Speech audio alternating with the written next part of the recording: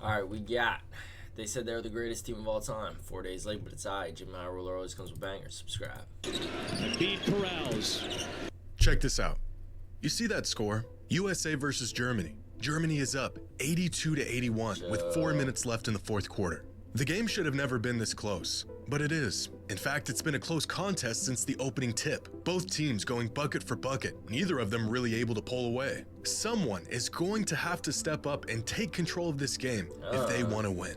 And of all the players on this court, of all the talent, the greatest shooter of all time, a former MVP, the future of USA basketball, it is none other than all-reliable 39-year-old LeBron James who completely takes over this game. He's that. Finds James, knifing through with the left hand. Backside, nice run here and saved by James. It's literally LeBron. No, he's him. Inside. Trying to answer the tie-in. James another rebound. To do so this coming weekend. Oops. No, James on the board at 5, which will send him to the line. Look at this bench react. LeBron James open for three. LeBron James. This shit's hard, bro. This documentary is gonna be lit, especially if he wins gold. This documentary is gonna be lit as fuck. You have a right to do. With the game on the line and 4 minutes left in the fourth, LeBron turned back the clock and completely put Team USA on his back, scoring their final 11 points and single-handedly outscoring Germany. The Young Bucks are loving it. These performances should have came to an end years ago. And yet here we are, 22 years in, and the old geezer still got it. But wait a minute. This is the best basketball team on the planet. Some have even called this roster the best team of all time. But if that's the case, then why out of all of these players does it take a 39-year-old LeBron going ballistic in the final minutes to win a game by single digits? Their previous game against South Sudan was a similar story, with the go-ahead basket by LeBron being the only thing separating the US from a loss. Damn. A couple months back, when this team was first announced, they were immediately hailed as one of, if not the greatest team ever assembled. However, through 5 exhibition games, 3 of which were won by 6 points or less, the title of greatest team ever seems to have been given out a bit prematurely. Is this team truly the best team we've ever seen? On paper, they have all the credentials to fit the bill, but on the court, they aren't nearly as dominant as some teams from the past. Summer, after a 4th place finish in the FIBA Basketball World Cup, reports surfaced that LeBron James was recruiting players from around the league to suit up for the U.S. men's national team for the 2024 Olympics, reaching out to teammates, friends, foes, all to better their odds of defeating a common enemy: everyone else. And although fun to imagine, the team he was attempting to put together seemed like a classic case of too good to be true. Except it actually happened. A 12-man roster that some are saying is the greatest basketball team of all time.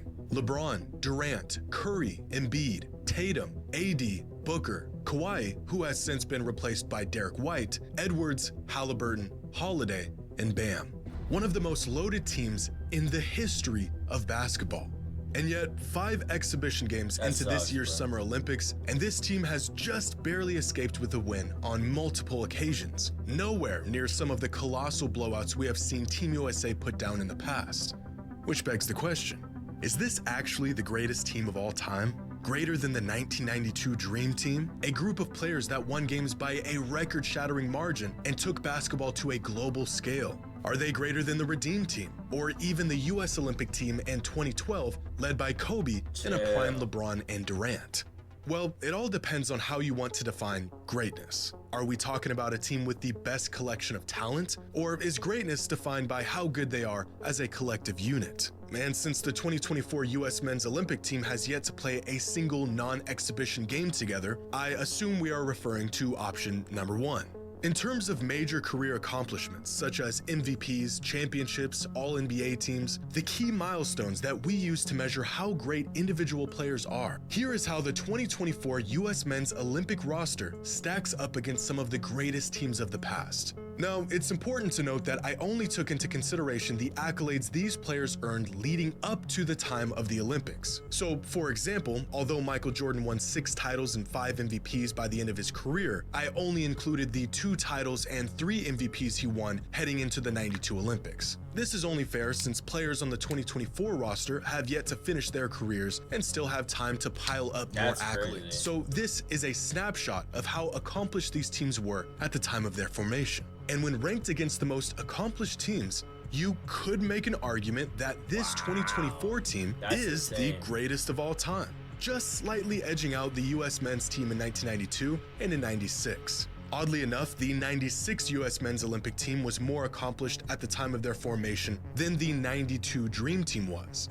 But overall, this year's team is arguably the greatest team in terms of their basketball resumes. But that might be due to the fact that this year's US Olympic team is old.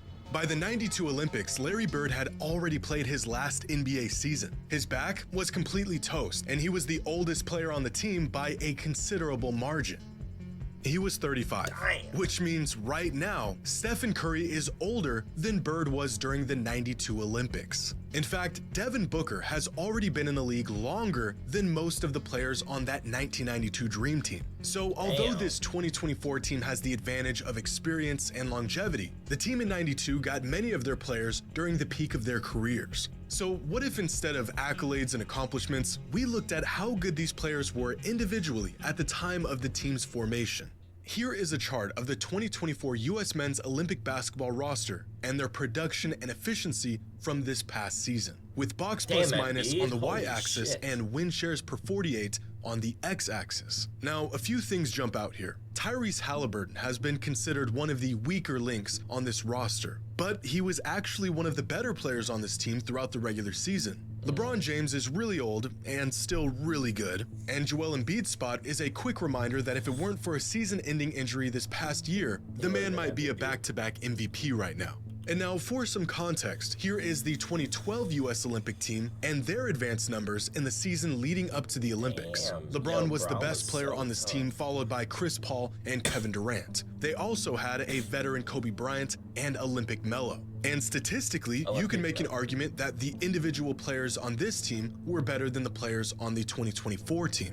The 2008 Redeem team was relatively young and inexperienced in the international realm, with LeBron James leading the way coming off of his 5th season in the league, a young Chris Paul entering his prime, and MVP Kobe Bryant. But overall, this team probably wasn't as good as the US roster this year. 1996, however, is one of the more underrated teams ever assembled, with a ton of 90s greats like Pippen, Gary Payton, Reggie Miller, and of course, the greatest frontcourt lineup the world has ever seen. Featuring David Robinson, Hakeem Olajuwon, Shaquille O'Neal, Charles Barkley, and Karl Malone. This team was experienced. They were all still in their prime, and as a whole, they were better than this year's team. Which leads us to the 1992 Dream Team, who are still on a completely different level from any other team before and since their inception. Because here's Michael Jordan, here's David Robinson, Magic Johnson, Drexler, Stockton, Barkley, and the rest of the team. And now we have a better picture of just how good this '92 Dream Team was. The 1992 US men's Olympic team was so good that Anthony Edwards in 2024 was statistically worse than every single player on the '92 Dream Team outside of Christian Laettner, who hadn't even played a single minute in the NBA up to that point. Now, you may be thinking that these stats of the players in 1992 might just be inflated, or possibly a miscalculation. How is there so many all-time great players at their peak in the NBA in '92? And where are all of these players today? Well, they're playing for other countries.